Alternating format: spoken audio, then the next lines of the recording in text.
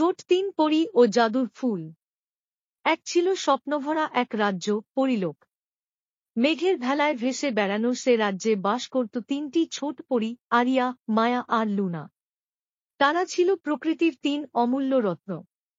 আরিয়ার ডানায় ছিল বনভূমির গন্ধ, মায়ার চোখে জ্বলত আগুনের জ্যোতি, আর লুনার হাসিতে ফুটত ফুলের সুবাস। তাদের দেখভাল করতেন এক শুভ্র পোশাকে মোড়া মহান পরী, এলিয়ারা। তিনি ছিলেন জ্ঞানের আলো আর সত্তার প্রতীক। একদিন দূর মাটির পৃথিবী থেকে এক কালো বাতাস এসে পরীলোকের আকাশ ছুঁয়ে গেল। এলিয়ারা চিন্তিত হয়ে বললেন, রাজ্য আর বেলায় এক রাজকুমার গভীর ঘুমে তলিয়ে গেছে। শত ডাকেও সে জেগে উঠছে না। রাজ্য জুড়ে ছড়িয়ে পড়ছে বিষণ্ণতা, শুকিয়ে যাচ্ছে ফুল, থেমে যাচ্ছে নদীর গান। তিন পরীর হৃদয় কেঁপে উঠল। তারা জানতে পারল, রাজকুমারকে জাগাতে দরকার একটি জাদুর ফুল, যা ফোটে কেবলমাত্র তখন যখন হৃদয়ের গভীর বন্ধন আর প্রকৃতির তিন শক্তি একসাথে মিলিত হয়। তারা নামল পৃথিবীতে। নেমেই তারা বুঝল, অশুভ জাদুকর কালভর চুরি করে রেখেছে সেই জাদুর বীজ। সে বাস করে এক ঘনকালো অরণ্যের মাঝে, যেখানে সূর্য ঢোকে না, পাখি গান গায় না। তিন পরী সাহস নিয়ে এগোল।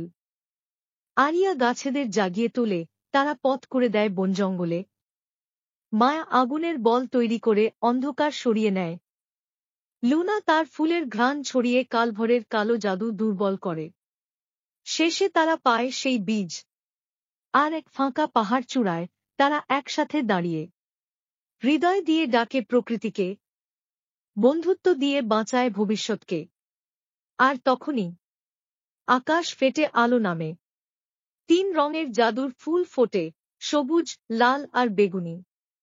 ফুলের সুবাস পৌঁছে যায় আরবেলা রাজ্যে, আর রাজকুমারের চোখ ধীরে ধীরে খোলে। সে হাসে।